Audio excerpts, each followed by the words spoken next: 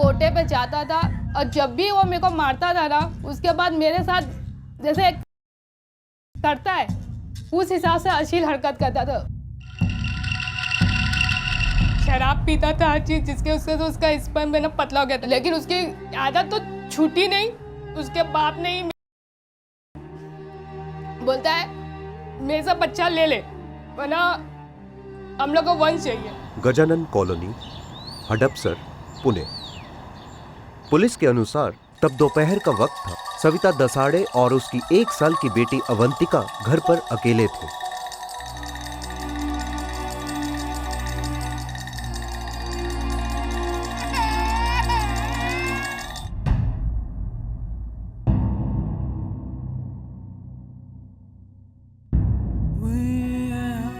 वो शनिवार का दिन था और दोपहर का वक्त, जब 23 साल की सविता ने पहले अपनी 1 साल की बेटी अवंतिका किया और फिर खुद को लगा ली। शायद खुद पर हुए मानसिक और शारीरिक अत्याचारों को सविता बर्दाश्त नहीं कर पाई।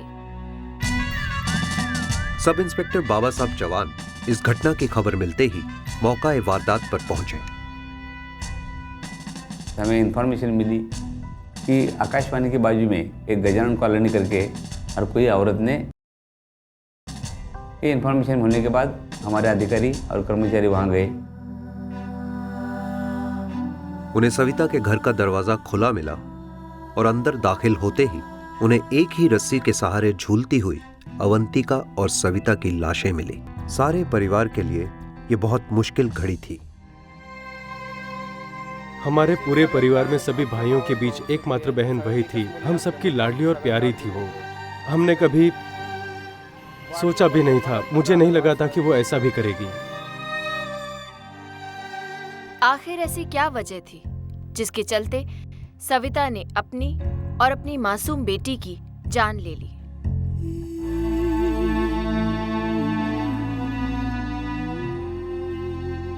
लेकिन डॉक्टर ने चेक करने के बाद नोवा हॉस्पिटल में डॉक्टर ने सर्टिफिकेट दिया कि ये डेथ हो गई है। फिर इंक्वेस्ट पंचनामा करके हमने बॉडी कमांड हॉस्पिटल में पोस्टमार्टम रिपोर्ट के लिए भेजा, क्योंकि कौन से कारण से वो मर गई है ये हमें जानना था। उसके बाद में उसके फादर आए जो नरके करके है, उन्होंने आके बता दिया कि साहब मेरी लड़की ऐसी नहीं मरी। मेरा दामाद संतोष दसाड़े का वर्कशॉप चल रहा नहीं, मेरे को तो लॉस हो रहा है, हफ्ता भरने को पैसा नहीं, ऐसा नहीं वैसा नहीं, तो मेरे को थोड़ा पैसा दो। वो डैडी की कंप्लेंट हमने ले लिया।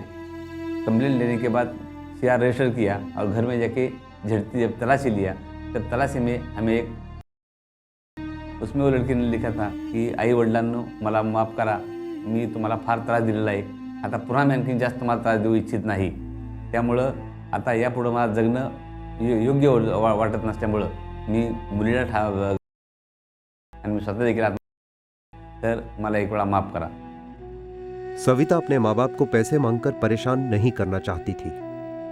शायद वो जानती थी कि उसके माँ बाप उसके पति की मांगों को पूरा नहीं कर सकते थे। सविता और संतोष की शादी को मुश्किल से 2 साल ही हुए थे और अवंतिका को पैदा हुए सिर्फ 1 साल।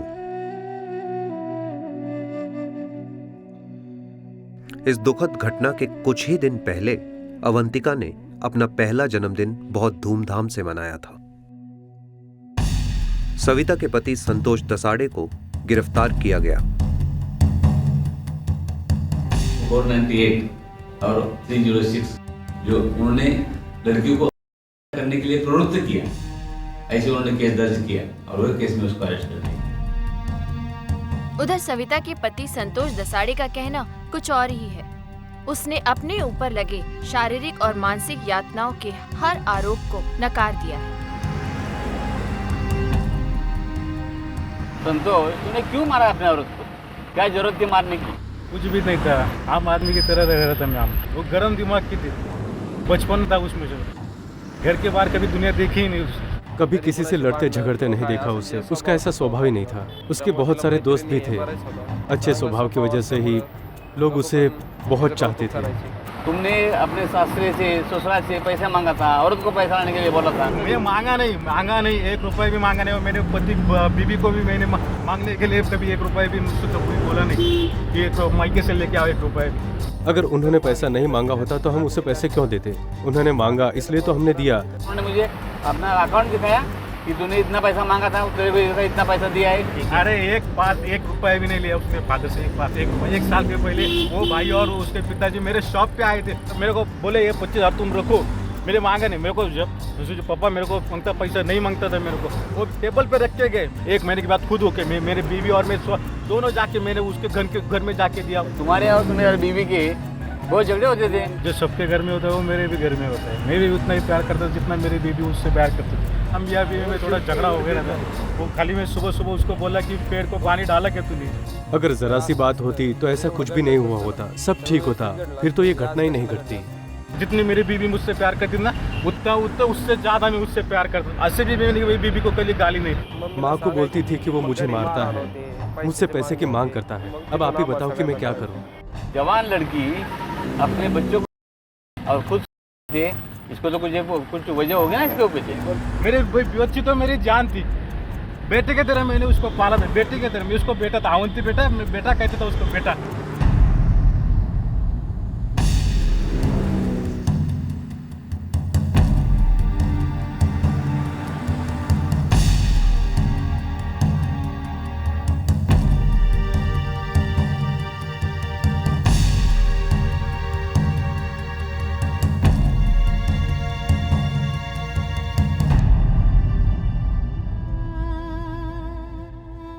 सविता के परिवार का कहना है कि ये हत्या नहीं, हत्या है। मेरे लड़की को और नात को वो मार डाला, पैसा नहीं मिल रहा है करके उसको मार डाले लाए वो लोग। सविता के पति का कहना है कि अपनी पत्नी और बेटी को मारने का ख्याल भी उसके दिमाग में कैसे आ सकता है।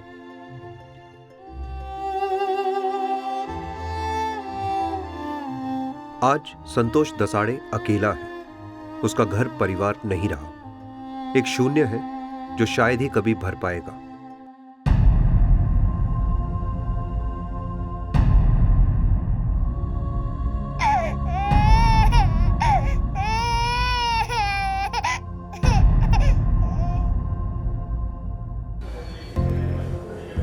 सविता ने अपनी और अपनी बेटी की जान क्यों ली? वो अपनी परेशानी के बारे में अपने परिवार वालों को या फिर आस पड़ोस के लोगों को बता सकती थी। वो मैरिज काउंसलर की सलाह ले सकती थी या फिर पुलिस से मदद मांग सकती थी। सविता जैसी दूसरी औरतों की आवाज कहीं अनसुनी न रह जाए और वक्त रहते उन्हें मदद मिल सके, इसके लिए पुलिस ने गठन किया है क्राइम अगेंस्ट विमेन सेल का। अब कोई भी औरत हिंसा और अत्याचार के खिलाफ अपनी आवाज उठा सकती है और उसकी सुनवाई भी होगी।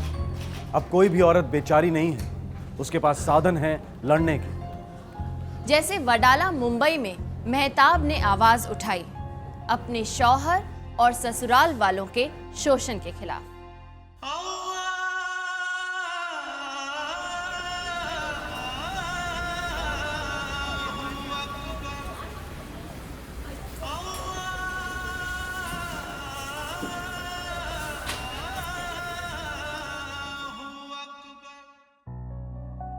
मेहताब का सपना था अपने शौहर समीर का घर बसाने का, लेकिन शादी के तकरीबन 2.5 साल के अंदर ही उसका ये सपना टूट गया। आज मेहताब अपने माता पिता के घर वापस आ चुकी है और इंसाफ की लड़ाई लड़ रही है अपने शौहर और ससुराल वालों के खिलाफ। कोटे पे जाता था और जब भी वो मेरे को मारता था ना, उसके बाद मेरे साथ जैसे करता है उस हिसाब से अश्लील हरकत करता था।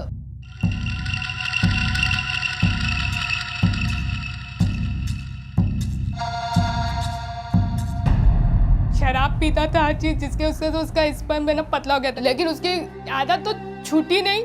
उसके बाप ने ही बोलता है मेरे से बच्चा ले ले, वरना हम लोग को वंश चाहिए।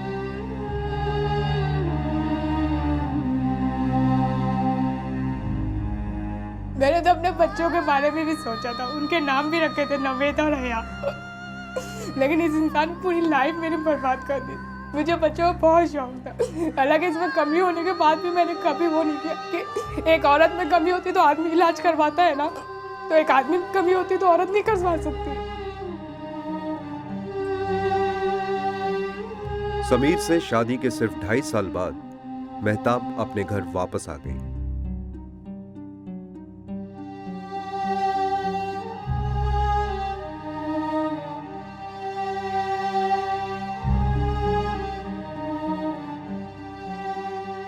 मेहताब ने ठान लिया था वो चुप नहीं रहेगी, उस पर हुई जातियों का वो मुंह तोड़ जवाब देगी। शादी के तजर्बे से मेहताब इतना हिल गई कि उसने अपने पति और ससुराल वालों के खिलाफ मुकदमा कर दिया। उसके शौहर समीर और उसके ससुर मोहम्मद शरीफ को पुलिस ने हिरासत में ले लिया है।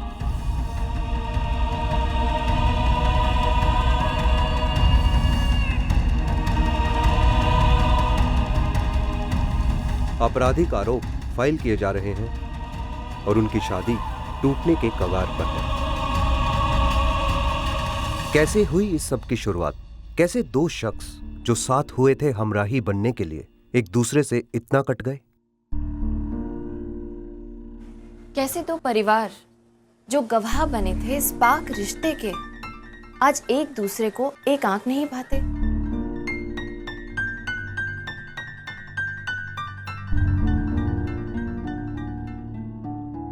लेकिन सच ये है कि शादी में दोनों परिवार खुशी खुशी शरीक हुए,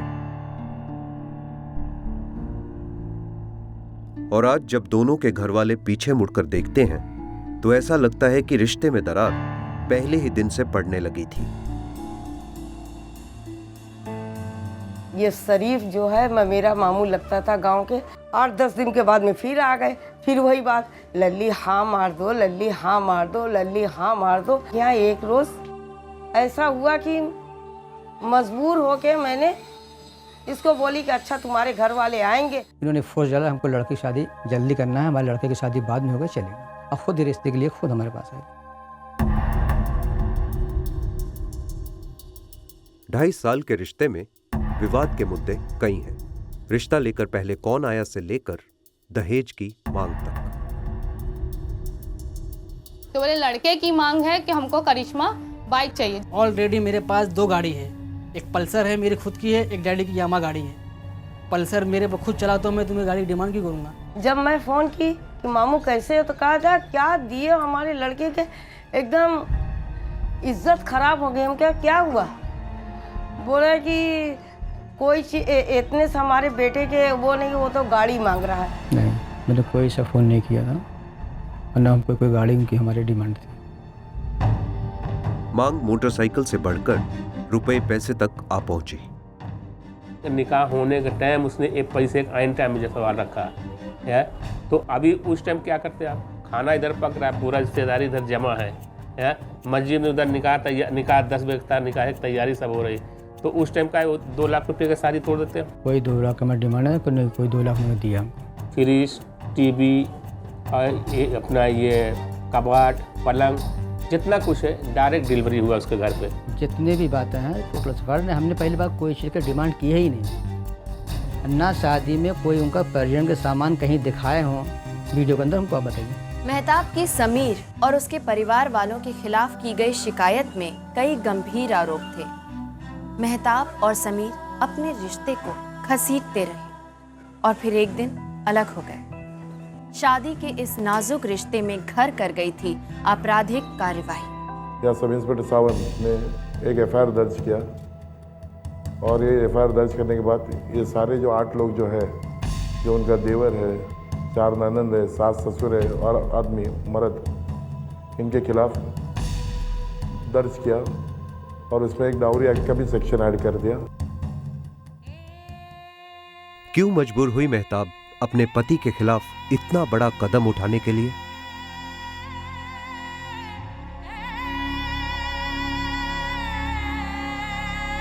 मेहताब अच्छी पढ़ी लिखी और काबिल लड़की है, और वो शुरू से ही नौकरी करके पैसा कमाना चाहती थी, लेकिन उसे इस बात की इजाजत नहीं दी गई। बावजूद इसके कि उसके ससुराल वालों को पैसे की जरूरत थी। मैं बोलती थी मेरे को जॉब करने दो, इज्जत से मैं कमाऊंगी, तो बोलते नहीं, तू 2 घंटे के लिए जाएगी, वो 1 लाख लेके आ जाएगी, वो जल्दी चलेगा। इन लोग को इंस्टेंट मनी चाहिए, इज्जत से कमाओ, वो मनी नहीं चाहिए इन लोग को। जॉब से मेरा कोई वो नहीं था कि तुम जॉब मत करो। अगर सर्विस का ये बोलती थी कि हमारी बेटी सर्विस करते तो हम लोग की शादी करते नहीं, कि हम लोग सर्विस के खिलाफ में। हमेशा बोले अगर तेरे को अपने आदमी को बिजनेसमैन देखने का है तो अपने बाप से 10 लाख रुपया लेके आ। मेरे पति ने यहाँ तक कि अपने दोस्त इरफान, जिसको इफ्फू बोलते हैं, उसके साथ मुझे बोला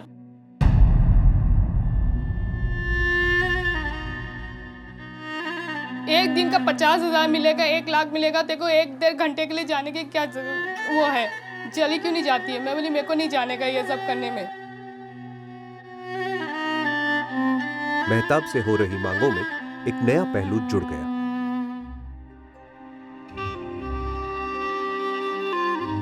समीर घर का बड़ा लड़का था और मेहताब बड़ी बहू, इसीलिए खानदान के वारिस को जन्म देना भी उसी की जिम्मेदारी थी। इस पर में हम लोग की डॉक्टरी रिपोर्ट भी है, लेकिन उसका पतला हो गया था, जिसकी वजह से बोली थी बच्चा देर में होगा तुम लोग को। मेरे शौहर से मुझे बच्चा नहीं हो रहा है, तो मैं अपने देवर से ले लूं या अपने ससुर से ले लूं बच्चा, यानी इन लोगों को बच्चा कैसे भी चाहिए था। लेकिन समीर और उसके पिता का कहना कुछ और ही है। 1 साल के बाद मेरी औरत प्रेग्नेंट हुई थी, 5 महीने का था, तो मिस हो गया। अब ये चीज़ जब लड़का नामर्द नहीं, फिर मुझसे नाजायज थे। लेकिन वो दोनों अपनी मांगों पर अड़े हुए हैं। उनकी जिद के चलते समझौते के आसार बहुत कम हैं। अगर वो मेरे को सेफ्टी लिख के देता है, लेकिन मेरा आदमी मेरी सेफ्टी नामे से तैयार नहीं था। आप जो है मेरे को अलग लेके रहो। मैं बोला मेरी 4 बहनें छोटी छोटी, एक 10 साल की, एक 12 साल की, एक 17 साल की, 18 साल की है। सबसे बड़ा लड़का मैं हूँ, मेरे ऊपर जिम्मेदारी है। अगर तुमको लेके अलग रहूँगा तो मेरे माँ बाप क्या बोलेंगे और 4 बहन क्या सोचेगी। उनके आपसी मतभेद और शिकायतों के शोर में उन्हें दूसरी कोई भी आवाज सुनाई नहीं देती।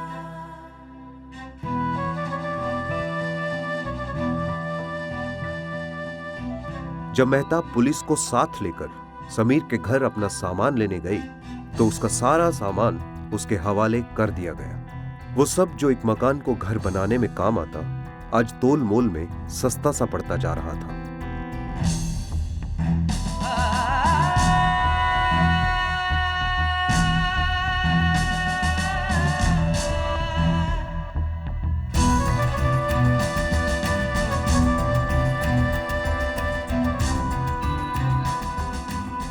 समीर का कहना है कि अब उसे मेहताब से और कुछ नहीं, बस तलाक चाहिए। उसका परिवार भी अब समझौते के लिए तैयार नहीं है। अपने इस्लामी तरीके से 4 आदमी बैठ के मैंने तलाक उसके घर पे भेज दिया। माफी की बात देखो, जब बात इतनी इशू हो जाती है, बढ़ जाती है, तो फिर उसमें कोई गुंजाइश नहीं होती है। मेहताब की मांग तलाक नहीं, इंसाफ है। तुमने फैसला किया है कि तुम इसके खिलाफ लड़ोगी, लेकिन कई ऐसी लड़कियां हैं जो शायद इस तरह के माहौल से, इस तरह के अत्याचार से गुजर रही होंगी। उनके लिए क्या कुछ कहना चाहोगी मेहताब? मैंने यही सोच के ये कदम उठाया कि आज मेरी ज़िंदगी बर्बाद हुई है, अब मैं किसी और की ज़िंदगी बर्बाद नहीं होने दूंगी। इसलिए मैं आज वो हर लड़की की आवाज़ बनना चाहती हूँ जो डरती है कि मीडिया के सामने नहीं आऊँ, किसी के सामने। खास तौर पर मुस्लिम माहौल की लड़कियाँ बहुत डरती है इस रिश्ते से कि तलाक हो जाएगा। तलाक नहीं होता। तो मैंने भी खुदकुशी की कोशिश करी थी, शायद मर जाऊँ, जो मेरे ससुर ने मेरे ऊपर गंदी निगाह डाली थी।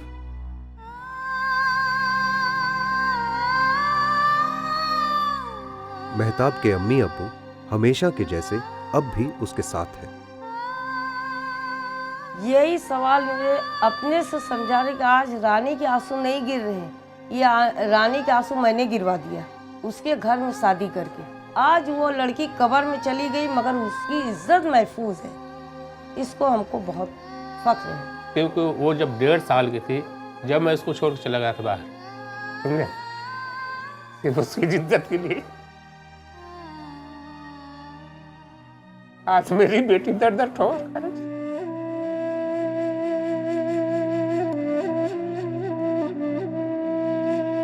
मेहताब खुद तो जिंदगी की इस मुश्किल घड़ी से गुजर रही है, लेकिन वो नहीं चाहती कि किसी और लड़की को इसका सामना करना पड़े।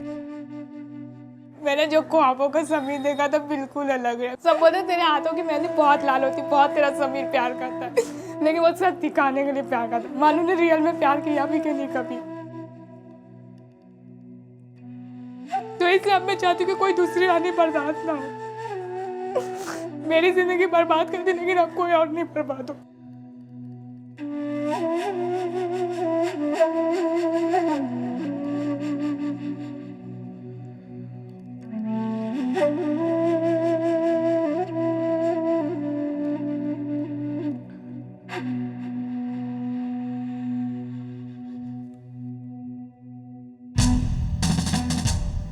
क्या मेहताब को इंसाफ मिलेगा? वो जिस दृढ़ता से लड़ रही है उसे इंसाफ जरूर मिलेगा। पुणे में सविता ने अपनी और अपनी बेटी की जान ले ली, पर बडाला मुंबई की मेहताब ने आवाज उठाई। हर औरत को अपने हक के लिए आवाज उठानी चाहिए। अगर वो घरेलू हिंसा या किसी और शोषण की वजह से दब जाए तो हम बन सकते हैं उसकी आवाज। हम जिन्हें जानते हैं, जिनके करीब हैं, उनकी खैरियत का अंदाजा भी हमें होगा ही। तो फिर उनके साथ होते शोषण को रोकना इतना मुश्किल तो नहीं। हमारी आवाज बन सकती है किसी भी लाचार और मजबूर औरत की आवाज, और आवाज बननी भी चाहिए। ध्यान रखिए, जुर्म को नजरअंदाज करना जुर्म है।